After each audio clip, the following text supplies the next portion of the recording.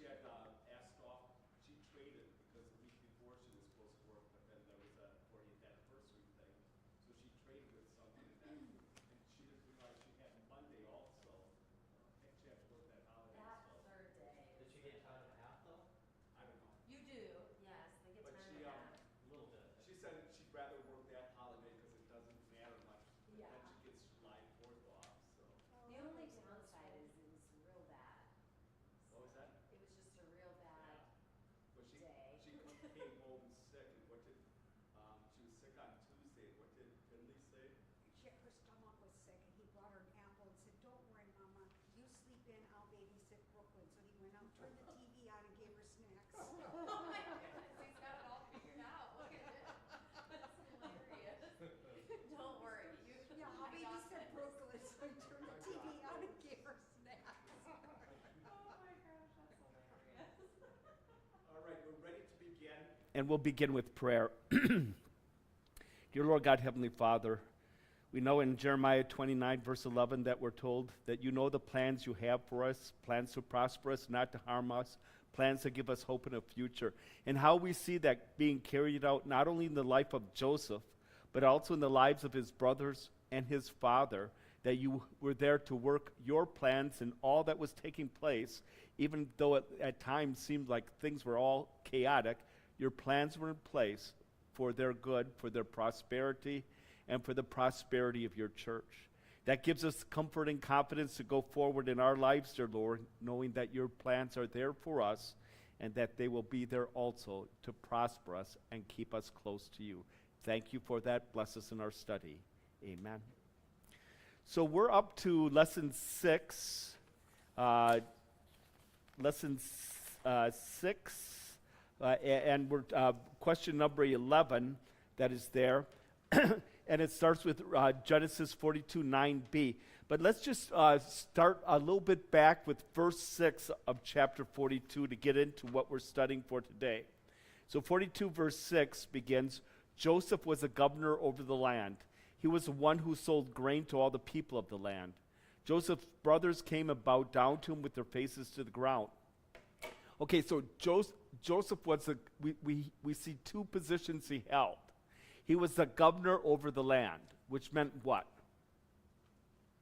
He was Pharaoh's second in command. So he basically ruled. He did the ruling of the whole land. But then he had another job, and the other job was he was the one who sold grain to all the people of the land.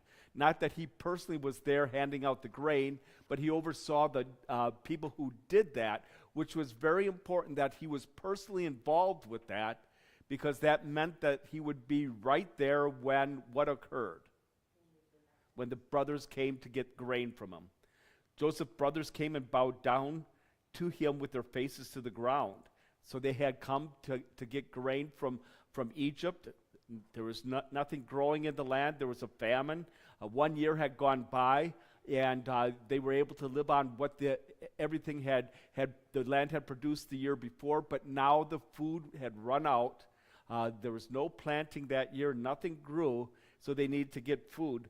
They came, and they bowed down to him with their faces to the ground. Why? They just came for food. Why would they walk into the food store and bow with their faces to the ground? Respect, because who was standing there? The second in command. And so here's this most powerful figure, and in that society, you showed respect by bowing down with the faces to the ground. Joseph saw his brothers and recognized them. He recognized them, even though it was many years, 13 years that he had seen them. He recognized them, or I should say 20 years that he had seen them. He recognized them because it was 7 years of famine plus the 2 years that was there. He recognized them, but they didn't recognize him. Why wouldn't they recognize him? He looked more like an Egyptian, probably. Okay. In what way would he look more like an Egyptian than? Haircut, Clothes, haircut, and? no beard. The Egyptians were clean shaven. And the last time the brothers had seen Joseph, how old was he? 17. He would have had a beard, just like they all had a beard. Now, they probably hadn't aged that much in the 20 years since he had seen him. I mean, at that time, you don't age that too much in the Middle Ages like that. You look the same. But Joseph, the last time they had seen him, the beard hiding his face, and now here he is with the strange clothing, clean shaven, plus they didn't expect to see Joseph, him. And so they couldn't put it together. This was their brother, but Joseph recognized them. Joseph saw his brothers and recognized them, verse 7, but he acted like a stranger toward them and spoke harshly to them. He spoke harshly to them. You're spies, blah, blah, blah. Why are you here? Why are you coming here to Egypt? You're foreigners, blah, blah, blah. Spoke harshly to them. Why? He's setting a stage because he wants them to see his persona as what? Authoritative, but more than authoritative, I can do whatever I want with you. Antagonistic to them. Now, this is all part, and we're going to talk about Joseph's plan A, plan B.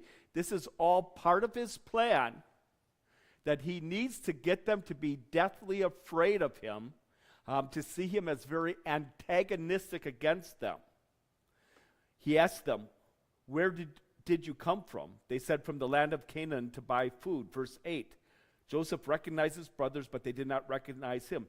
Joseph remembered the dreams that he had dreamed about them and said to them, you are spies. You have come to see where the land is exposed. And so here we're starting with the lesson we have for today in Genesis 42, 9b. It's clear that Joseph has a plan A and a plan B. He will put plan A into effect if Benjamin is with his brothers. He will put plan B into effect if Benjamin is not with them. And that all brings to mind then, he has this plan kind of worked out. And that's not out of the question, because what have we seen so far of Joseph? Very intelligent, very well planned, able to manage things.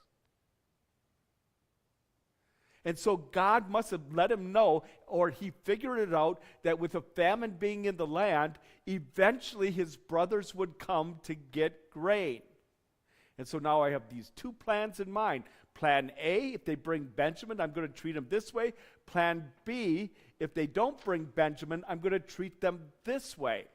And so, of course, as we look at that, we notice, no, Benjamin's not with them, so what's going to take place? Plan B that is there. And so what does he do? He remembered his dreams, and as he remembered the dreams about them doing what again? Bowing down to him, he spits out, you are spies. You've come to see where the land is exposed.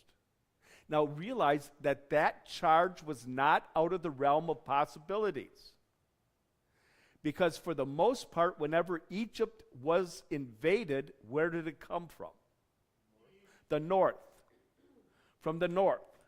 Not too much from the east because of the desert that was there. They'd still go up to the north, come down and around. And so you're spies.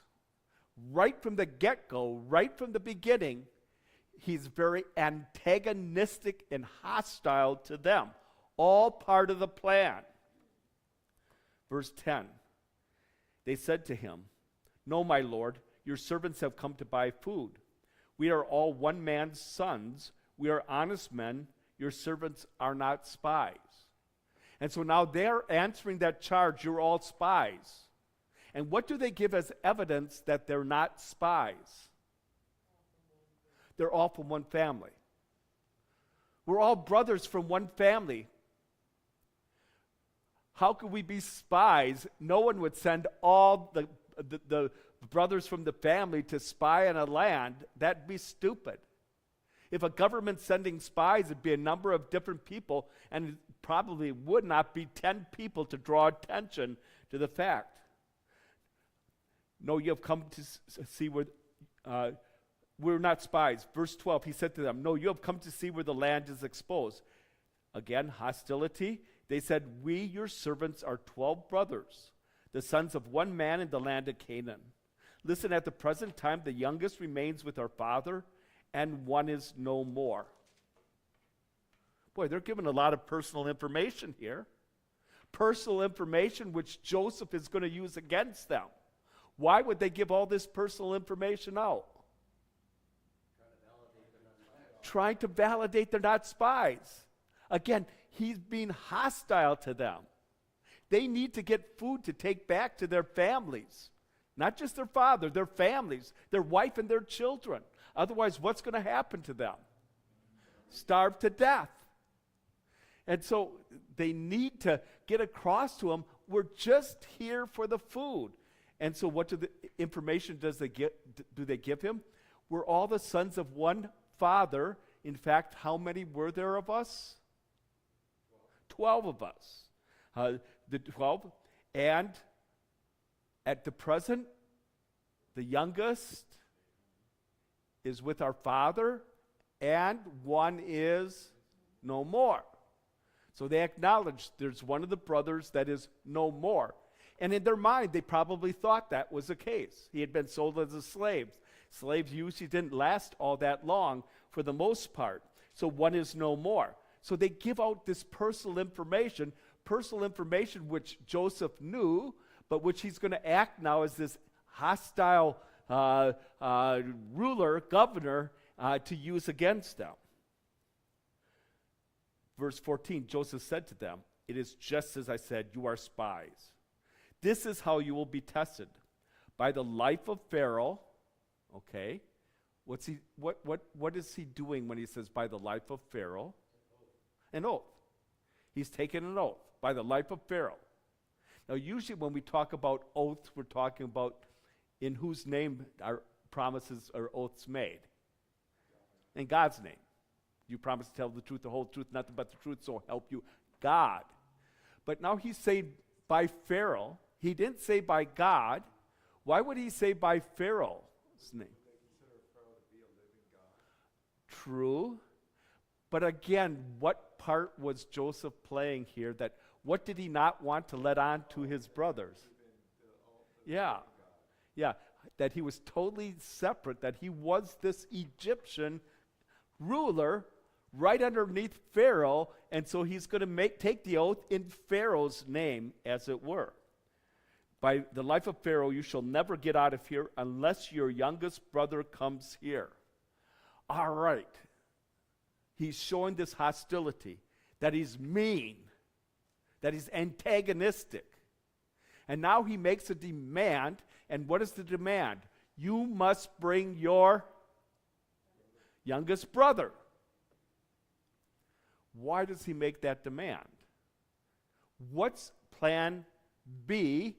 Because again, plan B is Benjamin wasn't present when they came, and plan A would have been if Benjamin's present, I'm going to act this way, but Benjamin's not present, so that'll have to wait till later on. Him not being present, the plan is going to be I'm going to have to force them to bring Benjamin here. But it all revolves around Benjamin, because what does he want to see? How Benjamin was being treated by the brothers. Because now that Benjamin wasn't there, he knew that Benjamin was being treated by his father as the favorite one, as Joseph had. Now, are the brothers still going to be jealous and envious and hateful? And are they going to treat him the same way they treated me? He wanted to see, because what was he trying to do here? With this whole plan, what was his whole purpose in this? To see if they had a change of heart, or to see if they were repentant of what they did. And again, as we look to all that's taking place, I think first and foremost in all his plans was to try to get the brothers to be reconciled to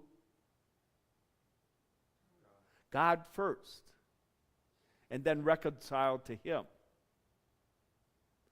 And what is it that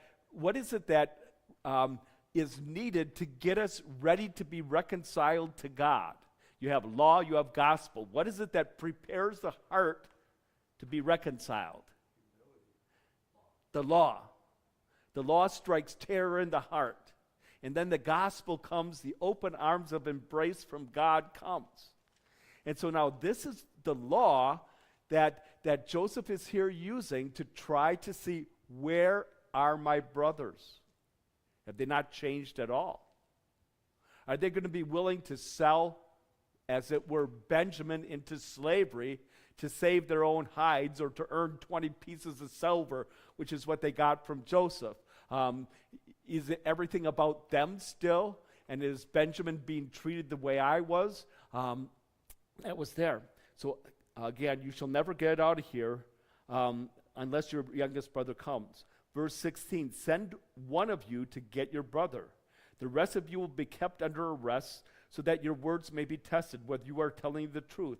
Otherwise, by the life of Pharaoh, you are spies. And so now his whole plan here was he was going to do what with the 10 brothers? What was that? Okay, put 9 of them in prison and send one to go back and get Benjamin and bring Benjamin back. So that was his plan. So I can see if you're telling the truth, otherwise you're spies. And you'll be treated as spies. You'll be put to death or kept in slavery. Verse 17, he kept them all together, confined in jail for 3 days. And so we're going to come upon this in a little bit. He put them in jail for 3 days. Who also had been in jail for 2 years? Joseph. So he wanted them to see again, here he is. He's the ruler. He has all authority and power over them. They had to acknowledge that you're in prison for 3 days. Verse 18, on the 3rd day, Joseph said to them, do what I tell you and you will live, because I fear God. All of a sudden he brings God into the picture. If you are honest men, let one of your brothers be confined in the jail, but the rest of you go and deliver grain to your houses to relieve the famine. Bring your youngest brother to me so that your words may be verified and you will not die. So they did as he said. They said to one another, we are certainly guilty concerning our brother, because we saw the misery of his soul when he begged us, but we would not listen. That is why this misery has come upon us. Reuben answered them, didn't I tell you, do not sin against a boy? But you would not listen. So now payment for his blood is being required from us. They did not know that Joseph understood them, because an interpreter was being used between them. Joseph turned away from them and wept. Okay, as we look at that, we see how Joseph is treating them. And Joseph is able to understand what they're saying, but he doesn't let on. He uses an interpreter. But what does he realize at this point about his brothers with their interactions among themselves? To some degree. Okay, but they showed they still, after all these years, felt guilty over what they had done. And again, that's the beginning point of repentance. They felt guilty.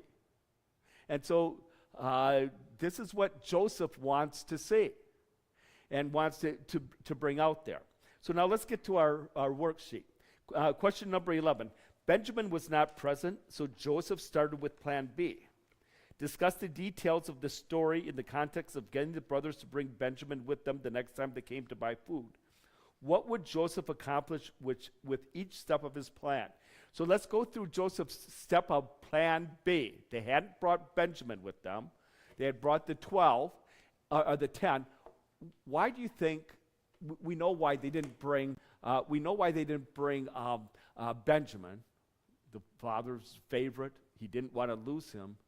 But why would the father send 10 of them, not just 2 of them? To bring more back. They had a lot of people they needed to feed there, 70 people to feed. And so they need to have all hands on deck for this. The Benjamin should have been sent, but he wasn't. He was a favorite. So let's look at the plan now. Joseph treated his brothers harshly. What would Joseph accomplish by treating his brothers harshly? Yeah. Yeah, show him who's boss. Joseph had to get accurate information about what was going on at home, especially if his father Jacob was alive. So he made it seem as if their lives were on the line if they answered falsely. And so again, he had to show his power, his authority. I can do whatever I want with you. I can put you to death. Now you answer truthfully to me. And again, he knew what their home situation was like, so he wanted to see, are they going to answer truthfully? What are they going to say? But he had to treat them harshly to get them to that point. Joseph refused to accept his brother's story. No, you're spies. You're still spies. Again, Joseph had to get it in their minds that he was not someone to be trifled with. Don't you try to spin a story. Don't think you can get around me or anything like that. I'm second in command here. I could do what I want. Joseph had to enforce the fact that he could not be toyed with, that he had power over them. I can put you in prison. I can make you a slave. I can kill you. I have that power. Then the next step, Joseph locked up his brothers in prison.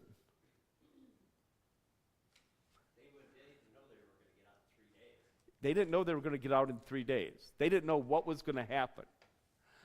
So they're in prison there. And again, he had to instill fear in their hearts so that when food ran out again, they would not appear before him without Benjamin. They had to be at the point where they'd go back to their father, and he knew what his father would say, which is what? You can't go with Benjamin. No way. But food runs out.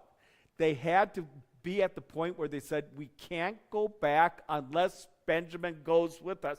The only way to force the issue with their father and to make their father change his mind, they had to be under the fear. Look, we were in prison for 3 days. And it says locked up, probably with chains around them that was there. And then at first, Joseph put them all in prison. Joseph showed leniency and kept only one brother, Simeon, in prison until they returned with Benjamin. And so what was he doing here? Joseph let all his brothers get a taste of being in prison. This would help them remember what Simeon was going through, and it was a strong incentive to return to Egypt to buy food and not to try to get it from another source. Again, the plan had to be they come back here for food. They don't go looking elsewhere for food. They have to come back here. Simeon stays in prison. Now, you might say, why did Joseph choose Simeon to go into prison? Why didn't he put the oldest, Reuben, in prison? Well, we don't really know. We just speculate. But we do know what Simeon was like. Simeon and Levi were the ones who did what when their sister Dinah was raped by Shechem. And Hamor is the father, Shechem's the son. They did what? It was Levi and Simeon led Levi into the city and killed all the people. The rest of the brothers came afterwards and they looted the place, but it was Levi and Simeon. Simeon was kind of the ringleader there. A cruel person. Maybe that was the case. But again, you look at the whole aspect. We'll just keep one of the brothers in prison here. That is there. So again, the fact that they had to come back when the food ran out. They had to come back to him because the plan had to continue on. Pastor, how long of a journey was it? It was 300 miles from Canaan to Egypt. And so if you figure, it's not out of the way to say they made 30 miles a day. That would have been... 30 miles a day? Yeah. Were they on horse? No, walking. They were in a lot better shape than we They walked everywhere they want. So that would have been, that was considered the average 30 miles a day. And so 300 miles would meant how many days did it take? 10 days. Probably be slower on the way back with all the provisions. It could have been, but it seemed like, but they had their animals along that carried it. So it probably wasn't much slower, but 300 miles is what it was from Canaan to Egypt that was there. 10 days. Yeah. Why did Joseph weep when he heard them talking about amongst themselves? Again, they were talking amongst themselves, and all of a sudden he bursts out weeping. Why? They were probably discussing the fact that they captured him. Yeah. Remember, they're saying, the blood of our brother is on us. We're paying for what we did to Joseph. Look at how we treated him. And now we're just getting what we deserve for that. And he hears them talking about it, the guilt that they're feeling. And he sees that his plan is beginning to work. Probably also told him that Benjamin's probably okay. And Benjamin's okay, and his father's okay, and all that too. But yeah, Joseph heard his brothers talking about their sin, about their sin against, and who was guilty and who might be excused. And by the way, who's the one who kind of patted himself on the back? Reuben. What the brothers were thinking, he saw that much on the lines, even after all those years, Jesus was thankful the Lord had begun his efforts to heal God's church. In other words, he saw the plan was going on course. Here the brothers are talking about the guilt. Reuben said, I told you not to hurt the boy. And had Reuben done that? Kinda. He's half right. Yeah, he's half right, because he says, no, let's put him in a cistern, because he was going to come back and let him out later. It wasn't really, let's not hurt him. I do think his plan was to come back. He was the oldest, to come back and get Joseph out later on, till Judah led remember, Judah was the one who had the bright idea to sell him into slavery. And that'll come into play in just a little bit. We'll talk about that. But as you look at all that, they argued about, heard brothers talking about the sin against him, and they were arguing about who was that. And again, he saw his plan is beginning to work. And then verse 13, in the midst of the difficulties, what did the brothers do among themselves? They argued especially about who is guilty, who might be excused, especially Reuben. Reuben said, I should have let him go. Now,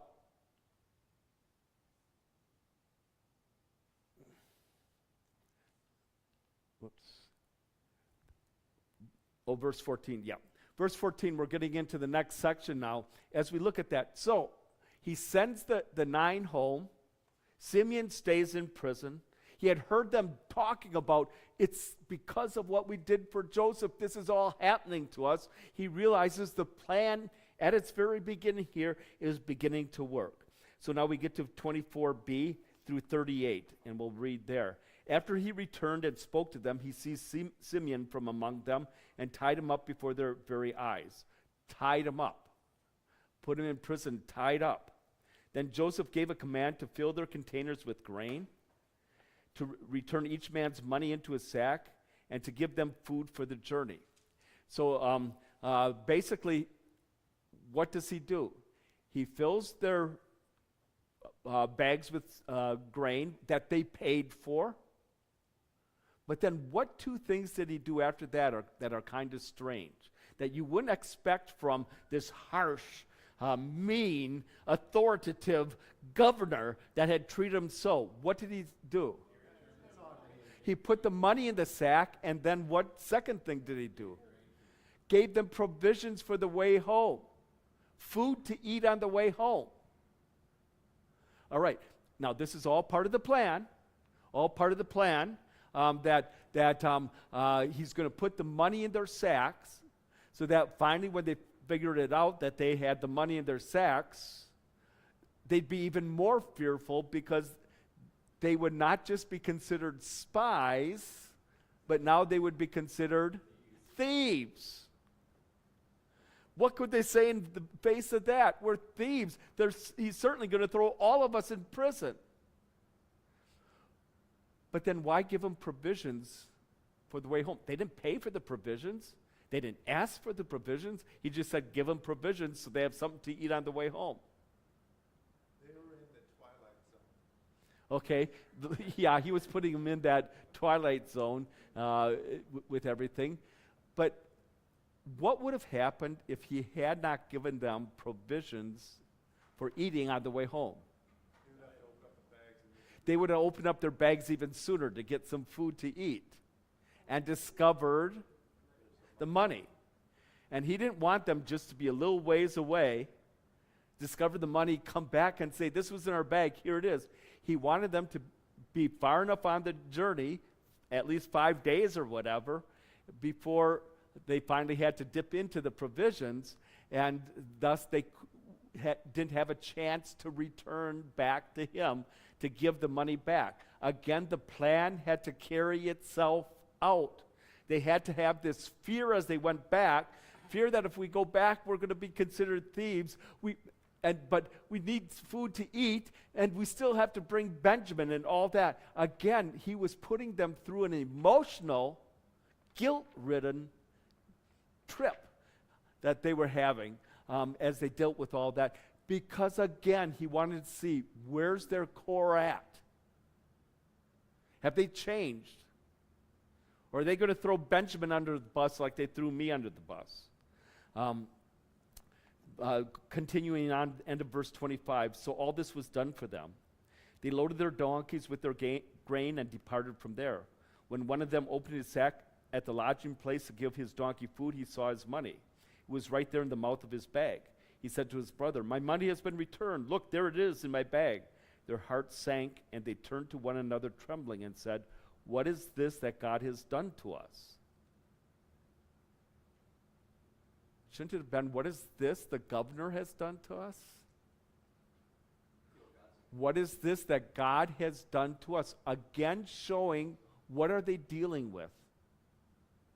The guilt over what they had done to Joseph. And that's the thing about guilt. It affects everything of your life. It makes you think of everything as, I'm deserving this because of what I've done that is there. That's the guilt working. What is this God has done with? Verse 29. They came to Jacob their father in the land of Canaan and told him everything that had happened to them. They said, the Lord of the land, spoke harshly to us and accused us of being spies against the country. We said to him, we are honest men, we are not spies. We are 12 brothers, sons of our father. One brother is no more, and at the present time the youngest is with our father in the land of Canaan. That man the Lord of the land sent to us. This is how I will know that you are honest men. Leave one of your brothers with me. Take grain to relieve the famine at your houses and go on your way. Bring your youngest brother to me. Then I will know that you are not spies, but that you are honest men. Then I will release your brother to you, and you will be allowed to conduct business in the land. Then as they emptied their sacks, they were surprised to see that each man's pouch of money was in his sack.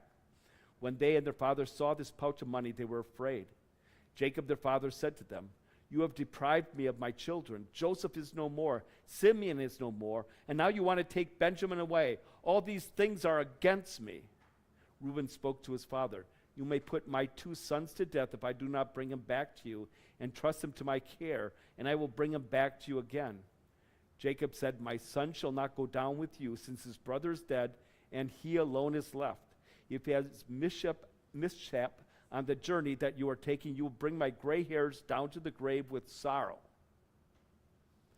In all of this, interacting with the 9 brothers and Jacob, what do we see about Jacob's relationship with Benjamin?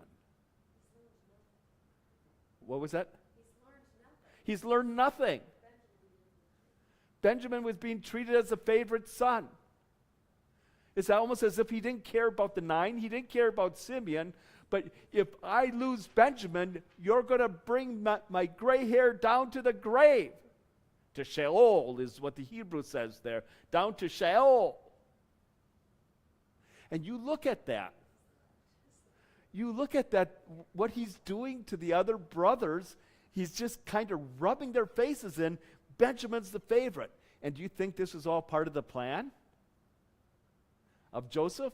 Yeah. Now he wanted to see if Benjamin still being the favorite, and he felt Benjamin probably is, because Benjamin couldn't go down first, plus what was distinctive about Benjamin versus the other brothers. Yeah, he was his true brother. They were the two sons of Rachel. He was his true brother, okay? Now, and by the way, the reason why Jacob loved Joseph more than the other brothers is because he was the son of Rachel. And what was Rachel to Jacob? Favorite wife. Again, the favoritism that was there. And by the way, you see in that whole thing where you have Jacob with Rachel, Leah, and then the two handmaids, all part of that marriage relationship, 4 wives, if you will. Was that a happy family? No. They didn't do marriage the way God designed it, and you get what you pay for there with the drama, but also the strife that was there in the midst of that family. What did they consider Sheol again? I forgot that. Sheol can either be the grave or hell, depending on the context. But he basically says, you'll send me my gray head down to Sheol. And he didn't mean hell, he meant to the grave, you know. In other words, it would be too much for my heart to bear, I'm going to die. I'm not dying because Simeon's in prison. I won't die if the 9 of you die and get taken from me. But if Benjamin, and again, it's like he's twisting that knife in the back of the other 9. And Benjamin's my favorite, just like Joseph was my favorite. And now he's not here. And if Benjamin's gone, I'm just going to die on the spot. That is there. All part of the plan that Joseph was enacting to see where the heart of his brothers are. So continue your analysis of the details. Joseph put his brothers' money in their sack. And gave provisions for on the way home so they wouldn't find it too early, but put their money in their sack. What was he trying to do with this? Again, more fear, because now he's going to accuse us of being thieves, not just spies. This certainly made them feel uneasy, and it increased the mysterious nature of what was happening. That is there. Note especially verse 28. The brothers realized that only a miracle of God could be behind the money in their sacks, which frightened them. It's not, they didn't blame Joseph, they blamed God for that. It's got to be God behind it.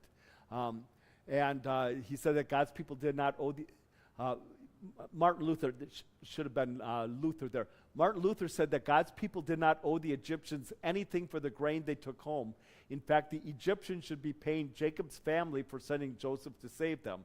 The supply of food in Egypt was primarily for the benefit of God's elect through the world and to keep God's promises on track. Joseph knew this, which is why he gave the family grain for free. That's how Luther took this. I think that would be a secondary aspect. The primary is put more fear in their hearts. They had to have that fear there so when they came back,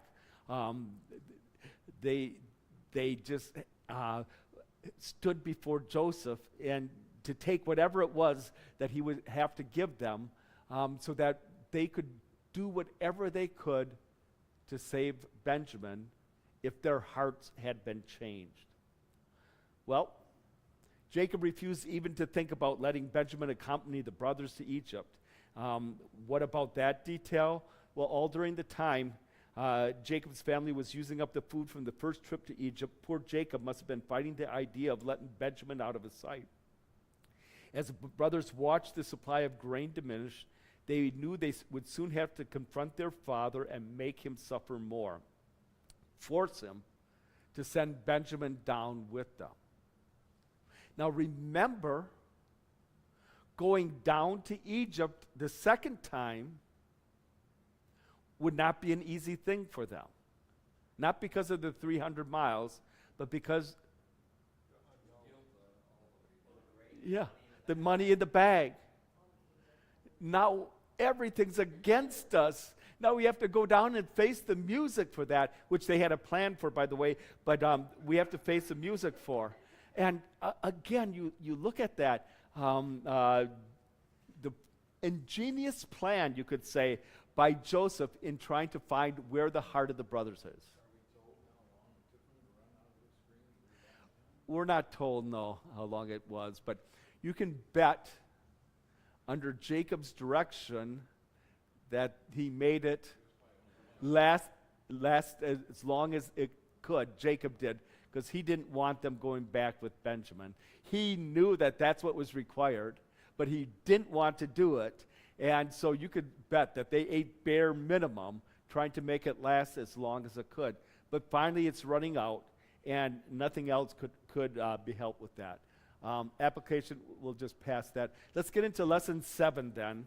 Lesson 7, we get into Joseph's plan A then goes into effect. Joseph's plan A goes into effect. And what's his plan A? Dealing with his brothers when Benjamin's present. So that's plan A. So plan B was there because they didn't come with Benjamin the first time. So now plan B had to be there, install fear, but get them to be bad enough so that they convince their father to send Benjamin with them. And now when Benjamin comes, plan A goes into effect. Now in this lesson, we will see that Joseph attempted to have Benjamin accompany the brothers to Egypt to work. Now Joseph could give the brothers a chance to treat Benjamin and their father differently than how they treated him and their father. How did they treat Joseph? Sold them into slavery. How did they treat their father? Never told them, never confessed what they did. Here's his cloak. It's got blood on. What do you think? Oh, some animal must have torn him to pieces. Did they do anything to dissuade him of the fact that Joseph was not dead? No. No, all these years go by, never said anything. So how did they treat Joseph? Sold him to slavery. How did they treat their father? The same way. Sold him into the slavery of grief and despair. That was there. And so now he wants to see, are they going to sell Benjamin into slavery? Leave him in prison. Let him rot here, taking the food home, or what's going to happen? We come to Genesis 43, verses 1 through 17. The famine in the land was severe. So when they had eaten all the grain that they had brought from Egypt, their father said to them, "Go back and buy a little more food for us." All right, the food was getting down. Jacob, the leader of the clan, said, "Go back and get some food for us." What was he thinking when he said that because of what he didn't say? That they would take Benjamin. They're not going to take Benjamin. They're just going to go back down. They'll get some food and come back. Everything will be okay. Not a thought in his mind about Simeon. Because where was Simeon? Still in prison. So go back and buy a little more food for us. Verse 3. Judah said to him, all right, who's stepping up as a spokesman here? Judah. Judah said to him, the man sternly warned us, you shall not see my face unless your brother is with you. If you send our brother with us, we will go down and buy food for you. But if you do not send him, we will not go down, because the man said to us, you shall not see my face unless your brother is with you. Okay, all the plan B worked. Plan B, the whole plan B was to instill what in the hearts of the brothers? Fear, and that he was very authoritative and powerful and could do what he wanted to them, so that they would have to bring Benjamin. That was plan B. It's working here. We can't go down unless he said, unless your brother is with you. Verse 6. Who's speaking here? Okay, but all of a sudden Moses turns to the name Israel. What does the name Israel mean? The one who contends with El. Who's El? Wrestles with God. The one who contends or wrestles with God. Israel. Remember the wrestling with God? God changed his name to Israel. All of a sudden we find Moses changing the name to Israel. And again, we're making some assumptions here, but these are some good assumptions. Why do you think the name changed right here? What do you think Jacob had been doing during all this time? Wrestling with God in prayer. Lord, I don't want to lose Benjamin. Lord, I don't want to lose Benjamin.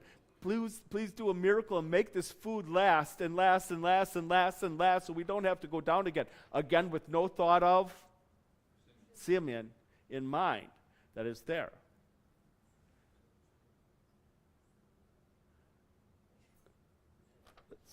Where were we at? Verse 6, Israel said, "Why did you treat me so badly by telling the man that you had another brother?" They said, "The man interrogated us about ourselves and our relatives. He asked, 'Is your father still alive? Do you have another brother?' We just answered his questions. Is there any way we could have known that he would say, 'Bring your brother down here'?" Which was, if you look at it, is very strange, isn't it? Why would this Egyptian governor, second in command, say, "I want to see your little brother"? They should have been saying, "What in the world's going on here?" And a little inkling to that, maybe this is Joseph. He knew all about the family. How's your father? Is everything going well with him? The governor, the second in command of Egypt? But no, they're in so much fear of him. Do you have another brother? We just answered his questions. Is there any way we would have known that he would say, "Bring your brother down here"? Verse 8, Judah said to his father Israel, "Send the boy with me, and we will get up and go, so that we may live and not die, both we and you and also our little ones. I will serve as guarantee for him. You can hold me accountable for him. If I do not bring him back to you and set him in front of you, then let me bear the blame forever. Look, if we have not delayed, we certainly could have returned for a second time now." In other words, they had delayed and delayed because Jacob was trying to stall so that he wouldn't lose Benjamin, that Benjamin wouldn't have to go out there. In verse 11, their father Israel said to them, "If it must be so, then this is what you should do." All right, if it must be so. The name Israel. He had been contending with the Lord in prayer, wrestling with the Lord in prayer. So finally, what does he do? He places everything in God's hands. All right, if it must be so. He had wrestled with God. If it must be so, putting in God's hands. Then this is what you should do. Put some of the best products of the land into your containers and take a gift for the man, a little balm, a little honey, spices and myrrh, pistachios and almonds. Also take double the amount of silver with you. Take back the silver that was returned in the mouths of your bags. Perhaps it was an oversight. Also take your brother, get going and return to the man. May God Almighty grant you mercy before the man so that he will release your other brother and Benjamin to you. But if I'm deprived of my children, I'm deprived. And again, it sounds almost like he's just, all right, if it has to be, it has to be. But again, I think the name Israel being used here is he's putting it in God's hands, contending with the Lord in prayer, putting it in God's hands that is there. And we'll see what the Lord has in store. Verse 15, the men took that present and they took double the amount of silver with them. They also took Benjamin. They got up, went down to Egypt, and stood before Joseph. When Joseph saw Benjamin with them, he said to the manager of his house, "Bring the men into the house. Butcher an animal, prepare it, for the men will dine with me at noon." The manager did as Joseph commanded and brought the men to Joseph's house. All right, put yourself in the shoes or sandals of Joseph's brothers, the 9 brothers, and not maybe even Benjamin too, 10 brothers. You go down there. You're taking double the money because the money had been put in your sack, and you figure they're going to call you a thief now. The way they treated you before, you had been put in jail, in prison for 3 days, and now they're going to call you a thief. And the first thing that the governor does is take them to my house. Now, you're in their sandals. What would you be thinking? Yeah, what is going on? He's trying to get us out of the public view here, the storehouse that we're at, out of the public venue here, into his home so that he can kill us. Private place. Kill us, or maybe at best make us all slaves. That's what he's going to do. And again, he had really, in one way, he had shown them mercy because he said, you're all going to be in prison except one will go down. Well, then finally he reversed that. Only one stays in prison. The rest of you go back home and that. Otherwise, they had seen no leniency from him. And they might have thought, like, we probably should try to come back a little faster than this. Could be, but I think they all had dread in their hearts to go back, not just Jacob in sending them back. I think they all had a little dread in their heart to face that meanie once again that was there. And so, in fact, if you look at verse 18, the brothers were afraid because they were brought to Joseph's house. All right, so again, you look at this, and you see Jacob relents and lets Benjamin go to Egypt with his other sons. Question number 1, how did the Lord use the famine to keep his plan to bless the church on track? It wasn't just a short-term famine. Remember, the famine was going to be for 7 years. And so this was at the start of it, perhaps in the second year of it, of the famine, or the going into the third year of the famine. We don't know how long it was between the first visit and the second visit that was there. How much grain did they bring back down in that? But how did he use the famine? Because it ended up forcing the issue, and what was the most important issue? To keep the family together, that is there, and that Jacob would finally allow his favorite, Benjamin, to go to Egypt. And so the famine forced Jacob to make a very difficult decision. Should he allow Benjamin to go with the other sons to Egypt?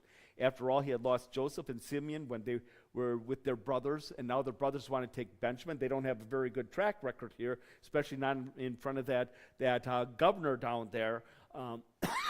But if he hadn't sent them back down to Egypt, they would all died. He forced the issue with it. He pushed Jacob into allowing that to happen. Now, question number 2. Compare Reuben's offer to his father, Genesis 42:37, to Judah's offer, Genesis 43-9. Which was more mature? If you recall, back in the previous chapter, what did Reuben say? If I don't return with Benjamin, you can kill my 2 sons. You can kill my 2 sons. Why would Reuben say that? Do you think he really was willing to offer up his sons? Or was he, as the oldest, trying to say, this is how serious I am in protecting Benjamin? And again, not a very mature thing to say. I'll offer up my 2 sons. You can kill my. Jacob's going to kill 2 grandsons? Really? Well, but you still think he would have killed? I mean, yeah. So I still think it was Reuben, as the oldest, wanted to say, I am serious about this, so serious, I'm going to do everything in my possession to bring him back. If I don't, you can kill my two sons, your grandsons, as it were. I don't think it was a serious offer, but it wasn't a very mature one either. Judah's was, if I don't return with Benjamin, I will bear the blame myself. The blame will be on me. And again, he's putting it all on his shoulders that is there. And so you look at that, Judah's statement was the more mature offer. He put himself on the line. He himself would suffer if Benjamin was hard. Killing Reuben's 2 sons would hardly have helped Jacob get over the loss of his own 2 sons that were there. And again, the mature one, and really the real one, was Judah saying, I'm on the line here. I'll bear it all that is there. And so again, they needed to convince the father to send the Benjamin down with them. And so they get down there, and the first thing that Joseph does is bring him into the house. And what was the reason, are we told, that he wanted to bring him into his home? Give them a meal. Like a double portion or something, right? Yeah, but to give them a meal. That's what his plan was. But they didn't know it. And as we see in verse 18, they were afraid. And so as we continue on, 18 through 25, Joseph proceeds with plan A. And we'll read there verse 18. The brothers were afraid because they were brought to Joseph's house. They said, because of the money that was returned into our bags the first time, we are being brought in so that he may find a pretext against us, pounce on us, seize us as slaves, and take our donkeys. And so, private place, he's going to do something to us that we're not going to like. Verse 19, they approached the manager of Joseph's house and spoke to him at the door of the house. And so as they're coming into the house, as being brought into the house, they stop and talk to the Joseph's manager. And they said, because of the money that was returned, spoke to him at the door. They said, please, my lord, we really did come down the first time to buy food. Verse 21, when we came to the lodging place, we opened our bags, and to our surprise, each man's silver was in the mouth of his bag, the full amount of our money. We have brought it back with us. We have also brought down with us additional money to buy food. We do not know who put our money into our bag. He said, the manager said, verse 23, there is no problem. Do not be afraid. Now notice what he says. Your God, the God of your father, has given you treasure in your bags. I received your money. What's he saying with that statement? Those two statements there, those two sentences. Okay. Okay. Your God. He knew about their God. Who would have taught them about their God? Joseph. So you see, he probably was even brought to faith the way he was doing everything at Joseph's bidding that is there. But he says, they're basically saying, we didn't steal it, it just was in our bag.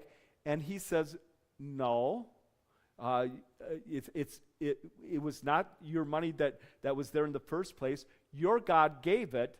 And then he makes a statement at the end of that, I received your money. My accounts are marked paid in full. And so you didn't steal the money.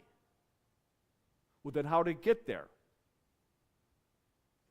Your God put it in there. So you don't have anything to worry about.